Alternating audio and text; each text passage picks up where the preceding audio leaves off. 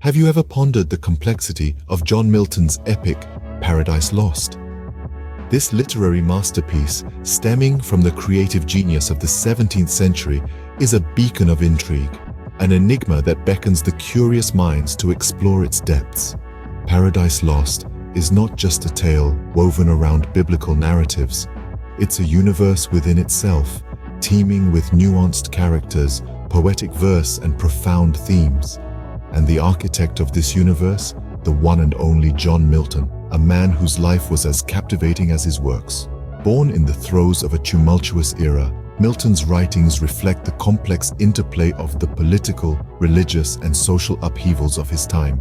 Paradise Lost stands as a testament to Milton's brilliance, an epic that transcends time and continues to spark discussions and debates. It's a labyrinth of thought, a treasury of wisdom, and a mirror reflecting the human condition. Dive into the depths of this epic as we unravel its profound narrative. The epic begins in medias res, in the midst of things. As we plunge into the depths of the narrative, we find ourselves in the fiery pits of hell. Here, Satan and his fallen angels, who have been expelled from heaven, are nursing their wounds. They've been banished from celestial realms, cast into the inferno for rebelling against their divine creator. The first sight that greets us is none other than Satan himself, once the most beautiful of all angels, now a fallen angel. He is filled with a burning determination, a resolve that is as unyielding as the infernal flames that surround him. He is hell-bent on revenge. But against whom, you ask? None other than God, the very being who cast him out of heaven. Satan's purpose is clear, his objective unambiguous. He is not content with his current state, languishing in the fiery depths. No, he yearns to strike back, to inflict pain upon his former master. He aims to corrupt God's most precious creation, mankind. This, he believes, would be the ultimate act of defiance, the greatest revenge. His followers too share his sentiment.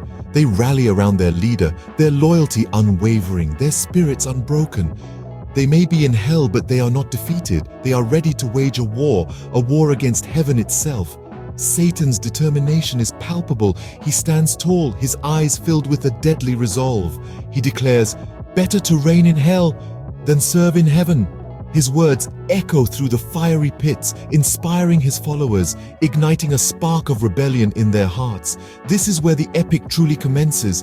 This is the point from which there can be no return. The stage is set, the players are ready, and the stakes are high. The fallen angels are preparing for a monumental clash, a clash between good and evil, between heaven and hell, between God and Satan. Satan's resolve sets the stage for a monumental clash. This is just the beginning of a tale that will span across time and space, a tale that will explore the very essence of good and evil. Buckle up, because we are in for an epic journey. Satan, the fallen angel, devises a cunning plan. Now banished from heaven, he embarks upon a journey to earth, fueled by revenge and a desire to disrupt God's order. His target? None other than mankind, God's newest creation. This is the crux of his plan, to corrupt mankind, to introduce sin and disobedience into their world, and in doing so, challenge the authority of God. This plot isn't just an act of defiance, it's a strategic move, revealing Satan's cunning nature. It's his way of striking back at God, of making his mark on creation, of asserting his own power. But it's also a testament to his manipulative and deceptive character. And it's this character that makes him one of literature's most complex and intriguing villains. In this grand scheme, mankind becomes the unsuspecting pawn. Oblivious to the impending deception, they continue to bask in their paradise. Satan's deceptive plot is set in motion, with mankind as the unsuspecting target. The Garden of Eden, a paradise lost to mankind's original sin. Here, we delve into the heart of the matter, the turning point in this grand narrative, the fall of man. Our story finds us in the midst of an idyllic scene, the Garden of Eden, where Eve, the mother of all mankind, is about to face a temptation that will forever alter the course of human history. Enter Satan, the fallen angel, disguised as a serpent, as cunning as he is malevolent. It's important to remember, that Satan has a score to settle, a point to prove. And what better way than to lead astray God's most cherished creation? The serpent approaches Eve, his silver tongue weaving a web of deceit. He praises her beauty, her wisdom, but cunningly suggests that she could be wiser still. How? By partaking of the forbidden fruit from the tree of knowledge. The fruit, he argues, holds the power to make her godlike, to reveal to her the secrets of the universe. Eve is faced with a choice that will define mankind forever. Tempted by the promise of godlike wisdom, she succumbs. She reaches out, plucks the fruit, and takes a bite. In that moment, her fate and the fate of all mankind is sealed. But what does this mean? What are the implications of this act?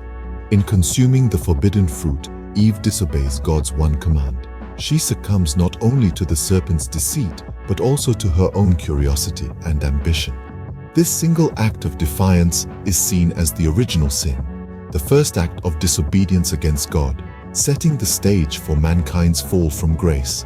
It's a moment that echoes through time, a pivotal point in human history. It's the reason why we strive, why we falter, why we seek redemption. It's the birth of free will, of knowledge, of the human condition in all its complexity. Mankind's fall from grace marks a pivotal point in this epic tale. It's the moment when paradise was lost, but it's also the moment when our story truly begins. In the wake of mankind's fall, God's judgment is inevitable.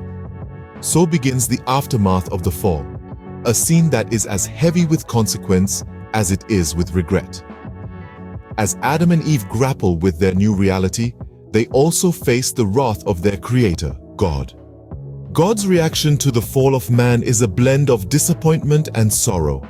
The divine being who breathed life into the first man and woman, God had hoped for a different outcome. Yet, he is not surprised. He is omniscient after all.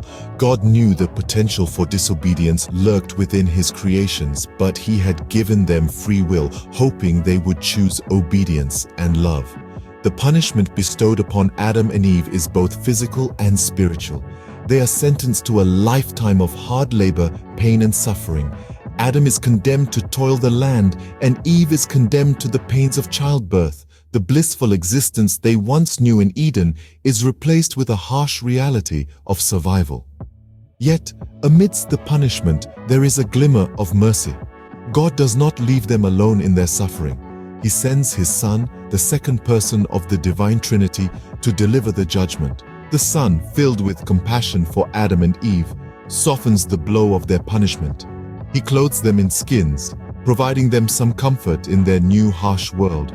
Their expulsion from the Garden of Eden is the final act of this divine drama. They are banished from paradise, never to return. The gates of Eden are forever close to them, guarded by cherubim and a flaming sword. Yet, as they leave Eden, they carry with them a promise of redemption, a glimmer of hope in their fallen state. The fall of man triggers divine judgment, forever changing the course of mankind's existence. From Eden to the world beyond, the journey of Adam and Eve is a testament to the consequences of disobedience, the severity of divine judgment, and the enduring potential for redemption and hope. The echoes of Paradise Lost reverberate through time, carrying the weight of its profound themes and the beauty of its poetic narrative. This epic poem penned by John Milton is not just a retelling of the biblical fall of man. It's a deep exploration of the human condition, an exploration that remains relevant even in our contemporary world. Paradise Lost grapples with the concept of free will, a theme that resonates with every one of us. The epic illustrates the struggle between obedience and rebellion, a struggle that we all face in our day-to-day lives. It's in the choices that Adam and Eve make, choices that lead to their downfall, where we see the essence of free will. They could have chosen obedience, chosen to remain in paradise, but they didn't. And in their choice, we see a reflection of our own choices, our own battles with free will. Then there's the theme of temptation, another universal human experience. The allure of the forbidden fruit, the seductive whispers of the serpent, these are more than just elements of a story. They represent the temptations we face, the allure of the things we know we should avoid but find ourselves drawn to nonetheless. It's a theme that continues to strike a chord in our contemporary society, where temptations abound in various forms. Finally, Paradise Lost offers a story of redemption. Despite their fall, Adam and Eve are not abandoned. They are given a path to redemption, a chance to regain what they've lost. It's a theme that speaks to our innate desire for second chances, our hope for redemption in the face of our mistakes. The echoes of Paradise Lost are heard in our own lives, in our own struggles with free will, temptation, and redemption. This epic poem is not just a tale from the past. It's a mirror reflecting our own journeys, our own battles, our own hopes for redemption. As we step back from the epic journey of Paradise Lost, we find ourselves contemplating our own choices and their consequences. Do like, share, and subscribe our channel for more content.